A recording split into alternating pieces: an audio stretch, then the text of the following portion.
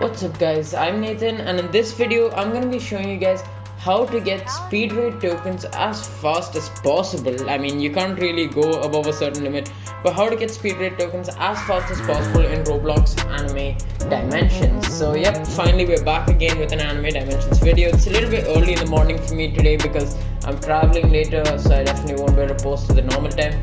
But this has something to do with the change made to speed rate. So if you go to update, you can see like there are a few changes with the mechanics itself. You can see speed rates are made easier. Basically, the first time you do a speed rate, the boss is gonna have the same amount of HP as the boss from the previous level on default. And when you reach like around 15 or 20, they go back to normal HP, and after that the boss literally starts getting even more than like 30 million HP, and it's actually pretty tricky to beat. So overall, depending on which reward you're planning to get to, so I'll just show you that real quick. Depending on what reward here you're planning to get to, speed rate is actually harder than before. And this is just a little bit of a trick technique sort of thing, just to kind of utilize the new mechanic. Well, sort of new. I'm kind of late with this upload, but whatever. It's just a way to use that mechanic to be able to be a little bit more efficient. So usually when you're starting out, you're gonna be like, okay, I'm gonna use my strongest character. Well, don't do that, because if you use your strongest character against a weak boss, there's just literally no point, because yeah, you'll totally decimate the boss, but you will anyway get like way under like 1 minute even, and you only need 2 minutes and below for even getting S+. So there's just really no point in doing that, which is why you need to kind of decide how many speed rates you plan to do for the week. So if you want to get the maximum speed rate tokens, you want to go for this 30. You'll also get a few bonus rewards along the way, which is pretty nice. I usually go for 15 or sometimes 20, because I already got Shadow Monarch, so it's not that necessary, which is pretty much what you can use it for. You can go to shop and you can get characters like Shadow Monarch or even Shadow Pets.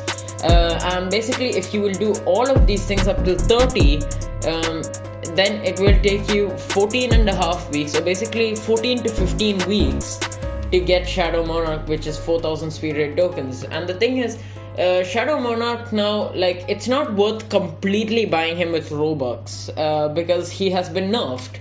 I would not say you should spend like 4,000 Robux and just get him immediately without grinding at all. Like, I would say you should grind a little bit, at least like half of the way, if not a bit more. Then you can spend Robux, no one's stopping you. I mean, that's even what I did. I kind of grinded up to like 3k, and then I just used Robux because I got tired of it. But basically, what you're gonna want to do is, rather than starting off with your strongest character, you want to decide how many speed rates you plan to do. If I plan to do 30, then you need to kind of rank all of the characters that you have. So you can use my tier list, you can use someone else's tier list, you can make a ranking of your own. Basically, just to know how much damage or how fast you can clear the boss with which all units. If you plan to do 30, then start off with your 30th best.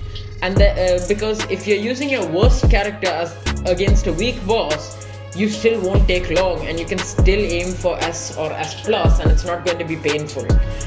So basically, the thing is, you're going to be starting off with your worst character, and you're going to be moving up to your best character.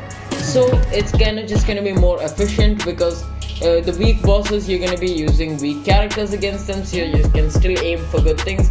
And when the bosses get extremely tanky, you don't really need to suffer, because if you're going to do what you normally do, that is just use the strongest character initially, then you're going to be left with weak characters to fight bosses that were literally stronger than before, which is going to be new levels of pain.